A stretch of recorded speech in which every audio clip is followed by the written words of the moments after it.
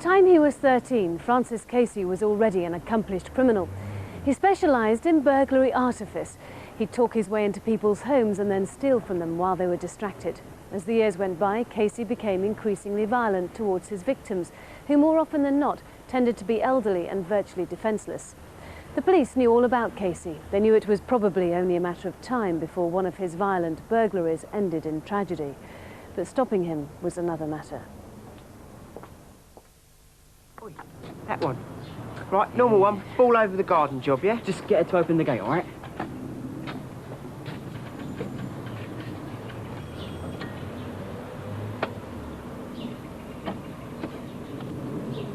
Oh, excuse me. We just put our ball over your garden fence. Is it all right if we go around and have a look for it?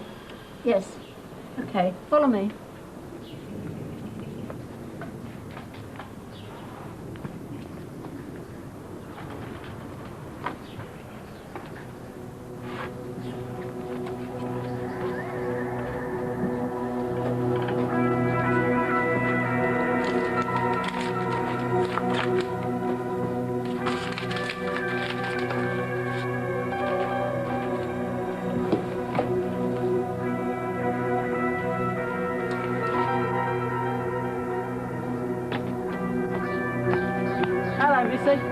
Sorry about that. It probably went next door. Thanks anyway.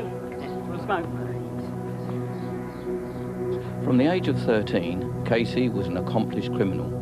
He regularly and persistently targeted the elderly people, the average age of which was probably 70 to 80, and he committed burglary artifice.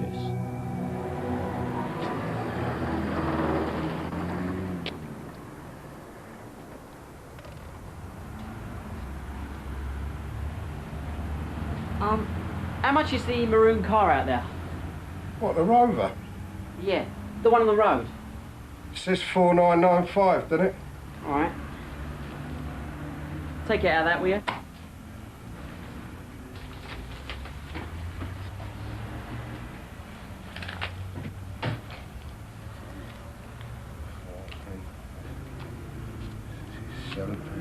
£80.95. There you go, mate. Just sort the paperwork out, and the motor's yours. Casey was stopped at Kentish Town and charged with careless driving. At that time, he was in possession of a large amount of money. What's your name? Patrick Casey. When did you pass your test, then? Just a few weeks ago. I'm sorry, I must have got a bit carried away. Casey appeared in court the next day, where it later transpired he paid his fine out of the money he'd stolen from his elderly victim.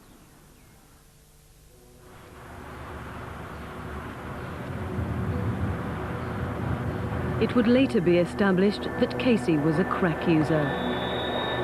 It is well known that crack does affect the mood of the individual in different ways. But I don't believe the crack affected his mood sufficiently to cloud his judgment on what he was doing. He was too clever for that.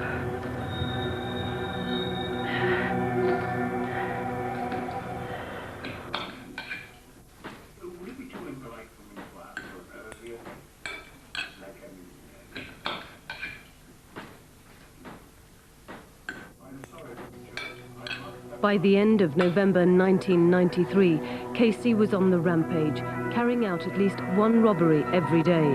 He took pleasure in humiliating and terrifying his victims. Where are you going, missy? Come back! This latest attack was more than just a robbery. The elderly lady was also sexually assaulted. It was investigated by WDC Bernie Young. She was held at knife point and badly beaten. She was also the victim of a serious sexual attack. When she tried to escape, her hair was cut off as a punishment. She hid in a wardrobe. That wardrobe was pushed face down to the floor. Heavy furniture was piled on top of it. Had it not been for the vigilance of a neighbour, she would surely not have survived.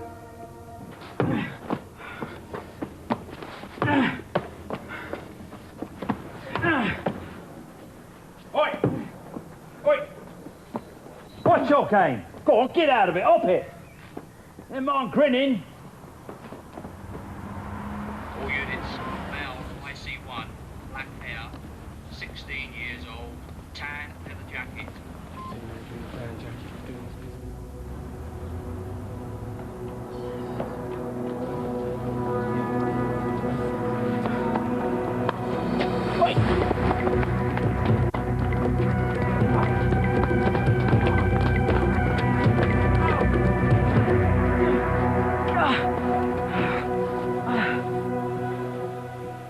Come here, please.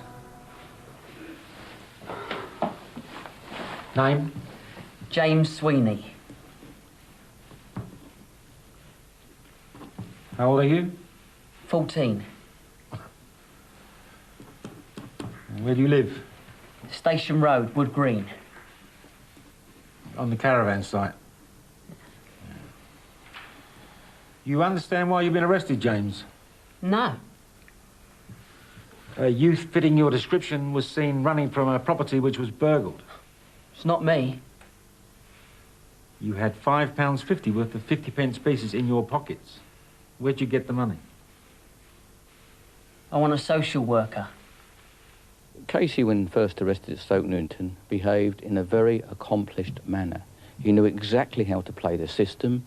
The younger he put his age, the more lenient he would be treated, and he knew that if he persisted in that age, he would have to be released, irrespective of what evidence was available. His trainers were taken from him to check against outstanding marks left at the scene of the crime. His fingerprints were also taken for checking against the same scene. He later was bailed into the care of social workers, and he absconded almost immediately before he could get to the address that he'd given the social workers.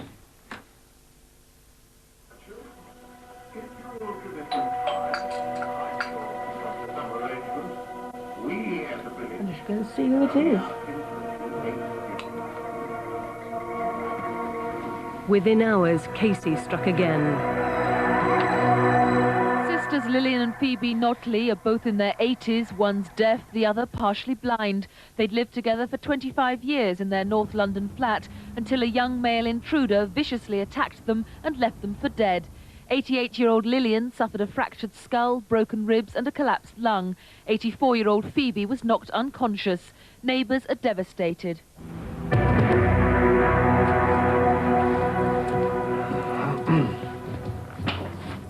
Just looking at that video from Socko, John, all right? OK, Keith.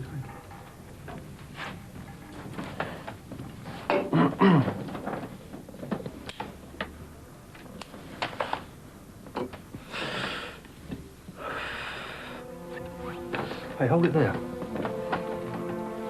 plimsoll. That's a police issue.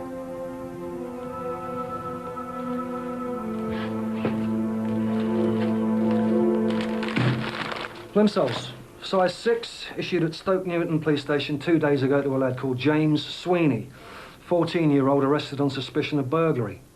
They took these off him, Reebok trainers. A 14-year-old lad's done this. Where have you got his prints? Gordon's getting them done at the yard now, sir. What, did Phoebe say anything? She's missing a pair of skull shoes, size 5. Mr. Farley, Keith, can I have a word? Those prints Stoke Newington took. The yards checked them out. They're not Sweeney's. They belong to a gypsy lad, 17-year-old with a record as long as your arm. His name's Francis Casey. Police and members of the public frequently say that old people make bad witnesses. One old lady made such a brilliant photo fit that it was as good as a photograph, and you could superimpose that photo fit almost on the photograph, and I was convinced that that man was the same one I was looking for. My officers took his life apart. We knew every haunt he'd ever been at. We think Francis may be responsible for this. I know he doesn't run with the other lads anymore, but have you heard where he might be? I haven't got a clue. Look, we're not talking simple burglary here. The old lady's probably going to die. The attacker stamped on her so hard he left a boot print on her face. Now, that's not the gypsy style, is it? He's gone. He's crossed the line. He might be staying in a hotel somewhere. Any idea where? I'd start looking in Finsbury Park. Yeah. He's been staying here for a few weeks. Me never did like the look of him, though. On the premises now, sir? No. Do you mind if we come in for a moment, please? No. Yeah. This looks pretty good. What do you reckon? We got him. He's getting out the cab. Let's pick the little bastard up.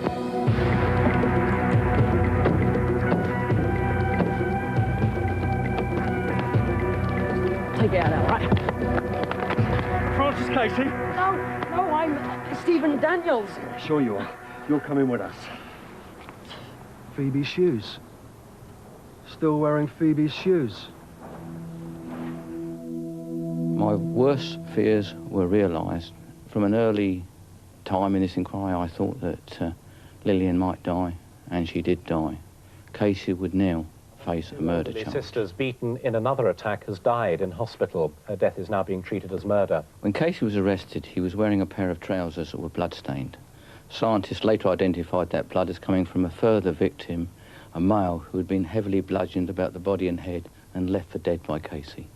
Casey's hotel room was searched, and in that room we found a pair of jeans which were heavily blood-stained.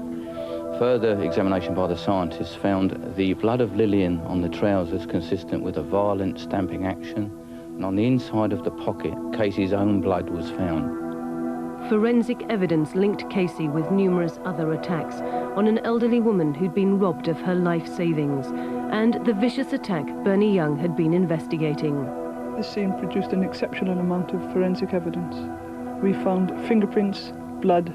A DNA profile was obtained from the intimate samples taken from the victim. The shoe mark impression taken from the scene was compared with the Reebok trainers taken from Casey at the time of his arrest at Stoke Newington. They were found to be identical. When Casey was arrested for the murder, a dental impression was taken from him. That dental impression was compared against the marks found on the pair and were found to be identical. All my team were very badly affected by this case. Personally, on the night that we charged Casey, I visited Phoebe and Lillian and remember standing outside Bartholomew's Hospital with tears streaming down my face, saying, why was this necessary? And it had a great effect on me and my team, and I believe that effect will stay with me for the rest of my life.